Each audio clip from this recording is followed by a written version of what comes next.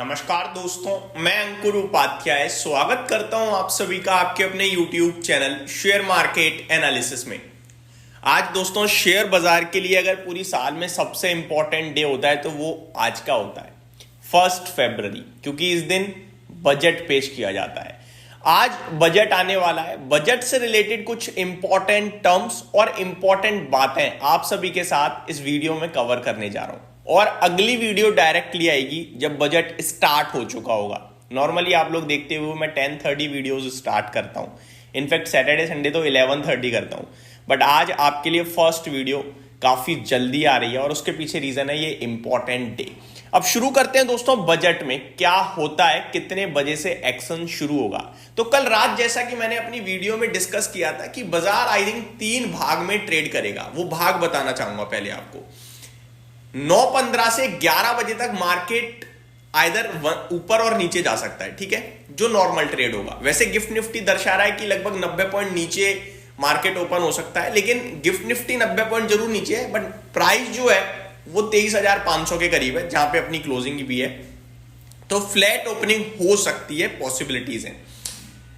9:15 से 11 बजे तक बाजार, इसलिए मैं कह रहा हूं कि एक साइड ट्रेड कर सकता है ऊपर या नीचे, क्योंकि 11 बजे स्पीच शुरू हो जाएगी फाइनेंस मिनिस्टर निर्मला सीतारमण जी की। और स्पीच नॉर्मली 2 घंटे, 1.5 घंटे या 2.5 घंटे तक चल सकती है, यानी कि या तो हो सकता है 12:30, 1 या 1:30 बजे तक स्पीच चले। इस बीच में बाजार बहुत ज्यादा वॉलेटाइल रहेगा, क्योंकि मार्केट में जैसे ही निर्मला सीतारमण जी कुछ बोलेंगी वो बाजार को अच्छा लगेगा तो वो शूट करेगा, कुछ बोलेंगी खराब लगेगा तो वो डंप करेगा। इस तरीके से होगा। तो आपको आज मार्केट को केवल देखना है, जज करना है, कुछ नहीं करना, कुछ नहीं करना। कुछ भी करोगे लॉस बुलाओगे, मैं बता रहा हूं आपको। और तीसरा भाग हो सकता है जब स्पीच खत्म हो जाएगी उसके 10 मिनट बाद बाजार इंस्टेंटली कुछ रिएक्ट करने की कोशिश करेगा बजट पे। तो वो ऊपर भी जा सकता है, नीचे भी जा सकता है, इंस्टेंट रिएक्शन होगा वो। फिर जब बाजार बंद हो जाएगा उसके बाद पूरी तरीके से बड़े इन्वेस्टर्स पढ़ेंगे बजट को, समझेंगे, संडे भी है, धीरे धीरे चीजें बजट से रिलेटेड फिर एक्शन दिखेगा, वो बात की बात है। तो इस तरीके से मार्केट ट्रेड कर सकता है। अब आते हैं स्पीच पे। फाइनेंस मिनिस्टर निर्मला सीतारमण जी जब स्पीच शुरू करेंगी 11 बजे, तो बजट से रिलेटेड कुछ इंपॉर्टेंट टर्म्स हैं जो आप स्क्रीन पे ऑब्वियस है आप देख ही रहे होगे। हम तो वीडियो बनाएंगे ही बनाएंगे, लेकिन आप लाइव अगर स्पीच देख रहे होगे तो उसमें कुछ इंपॉर्टेंट टर्म है जो मैं आपके साथ शेयर करना चाहता हूं। एक आएगा आपका फिस्कल डेफिसिट। ये काफी इंपॉर्टेंट टर्म होता है दोस्तों, वित्तीय घाटा इसे कहते हैं।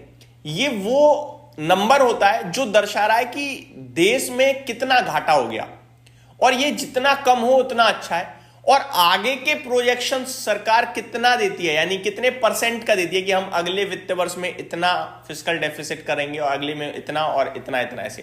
तो ये जितना कम बोले सरकार उतना अच्छा है, ठीक है। तो फिस्कल डेफिसिट जितना कम हो उतना अच्छा है, सिंपल समझ लीजिए।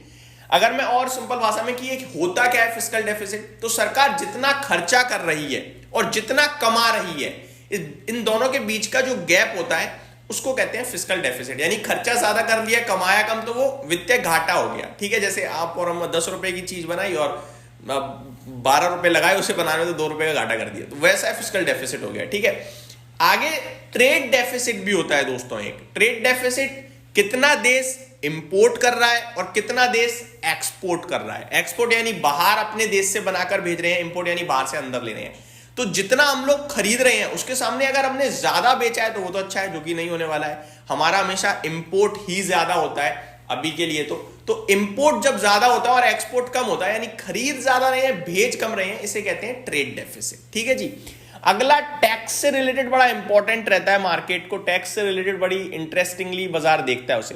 तो टैक्स में indirect tax collection, direct tax collection, ये इस तरीके से आपको टैक्स कलेक्शन देखने को मिलते हैं। फिर कॉर्पोरेट टैक्स कलेक्शन जो होते हैं, कॉर्पोरेट तो समझ ही गए आप, डायरेक्टली बिजनेस से रिलेटेड हो गए।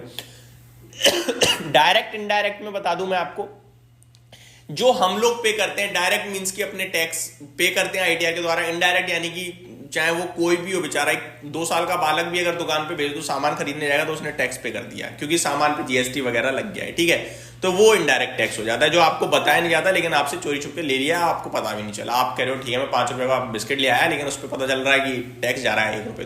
तो इस तरीके से, और ये एग्जाम्पल था, ठीक है, केवल। तो ये हो गया आपका टैक्स कलेक्शन।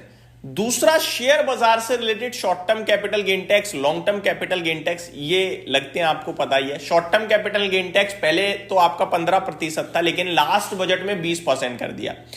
मार्केट इसको लेकर कोई भी स्पेकुलेशन नहीं लगा रहा है कि इसमें छेड़खानी होगी नहीं होगी, हो ना हो, छोड़ो, खत्म। लेकिन जो बड़े इन्वेस्टर हैं वो long term capital gain tax को लेकर सीरियस रहते हैं, क्योंकि वो लंबी अवधि के लिए खेलते हैं और टैक्स बहुत ज्यादा है, 12.5%। पहले 10% हुआ करता था, अभी 12.5% हो गया है। तो मार्केट की एक्सपेक्टेशंस ये हैं कि आप वापस से फैसला बदल के 10% ही कर दो, क्योंकि मार्केट में भी पैसा नहीं बन रहा है और एफआईआईज भी बाजार छोड़ के जा रहे हैं। तो ये हो सकता है, या फिर एसटीटी, सिक्योरिटी ट्रांजैक्शन टैक्स, हटा दिया जाए। क्योंकि जब ये टैक्स लागू किया गया था ना, long term capital gain tax, तो ये बोला गया था कि एसटीटी हटा देंगे और एलटीसीजी लगाएंगे, लेकिन एट द एंड क्या हुआ, एलटीसीजी भी लग गया, एसटीटी भी लग गया। तो ये बिल्कुल अच्छा नहीं हुआ था। एंड लास्ट बजट में तो आपके लिए टैक्स बढ़ा और दिया गया। तो इसको लेकर मार्केट कुछ इंपॉर्टेंटली चाहेगा कि ना हो।